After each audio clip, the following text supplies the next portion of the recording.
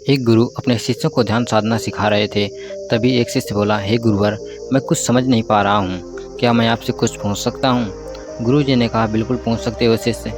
शिष्य ने कहा, जैसे मैं पानी पीता हूँ तो मेरी प्यास बुझ जाती है, या कोई भी पानी पीता है तो उसकी प्यास बुझ जाती है, तो ये ध्यान के संबंध में ऐसा क्यों नहीं होता? जब हम आपके कहे अनुसार एक ही जैसा ध्यान करते हैं तो हम में से कोई पहले तो कोई बाद में, कोई कोई कभी भी ध्यान की स्थिति को प्राप्त ही नहीं कर पाता, ऐसा क्यों होता है?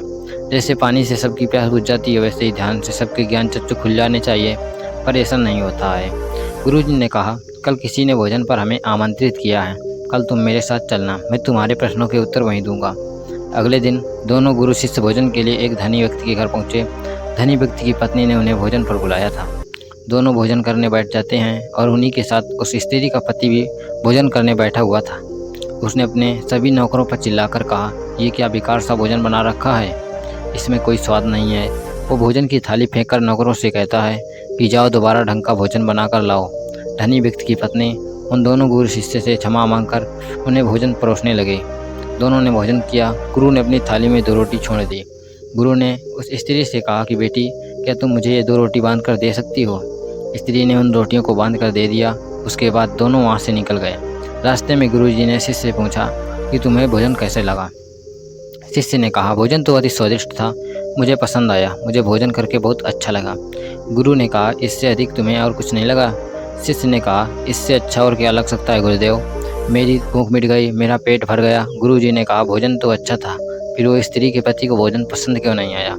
भोजन तो अच्छा बना था ना, भोजन एक ही था, तब उसे पसंद क्यों नहीं आया? शिष्य ने कहा, आप ठीक कहते हैं गुरुदेव, मैं तो कुछ समझ ही नहीं पा रहा हूँ, आप ही कुछ बताएं। गुरुजी ने कहा, अभी तो मेरे साथ आगे चलते रहो। गुरु शिष्य चलते चलते बहुत दूर निकल आए।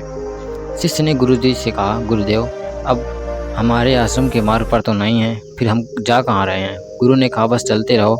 बहुत दूर चलने के बाद एक व्यक्ति गुरुजी के सामने आ गया और उनके चरणों में गिर गया और बोला, हे परमात्मा, मेरी मदद करो, मैं 3 दिन से भूखा हूँ, मैंने कुछ भी नहीं खाया है, आप कृपया कर मुझे कुछ खाने को दे दें। गुरुजी ने उस व्यक्ति को एक पेड़ के नीचे बिठाया और उन 2 रोटियों को निकाल कर दिया जो उस महिला ने उन्हें बांध के दी थी।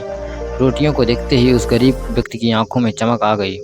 उसने तुरंत उन 2 रोटियों को लेकर खा लिया। खाते समय उस व्यक्ति की आंखों में आंसू निकल रहे थे। वो रो रहा था और खाता जा रहा था और हाथ से इशारे कर रहा था, जैसे वो किसी अदृश्य शक्ति को कह रहा हो, तेरा धन्यवाद इस रोटी के लिए। खाने के बाद उसने गुरुजी को प्रणाम किया और धन्यवाद कहा। गुरुजी ने उस व्यक्ति से पूछा कि भोजन का स्वाद कैसा था। उसने कहा, स्वाद तो था ही नहीं, केवल जीवन था, परमात्मा और ईश्वर था, ये रोटियां नहीं थी, ये तो साक्षात जीवन था। ये कहकर वह व्यक्ति वहाँ से चला गया। गुरु ने शिष्य से कहा, देखो, भोजन वही था, लेकिन एक व्यक्ति को उसमें स्वाद नहीं आता, तुम्हें उसमें स्वाद आया। तुम्हें भोजन पसंद आता है, लेकिन वही व्यक्ति को इस भोजन में स्वाद नहीं आता, बल्कि इसमें ईश्वर, परमेश्वर और जीवन को देख लेता है। दोस्तों, आप कमेंट करके बताएं कि आपको ये कहानी कैसी लगी। ऐसी गौतम बुद्ध की कहानी पढ़ने के लिए आप हमारे चैनल को सब्सक्राइब कर सकते हैं। धन्यवाद।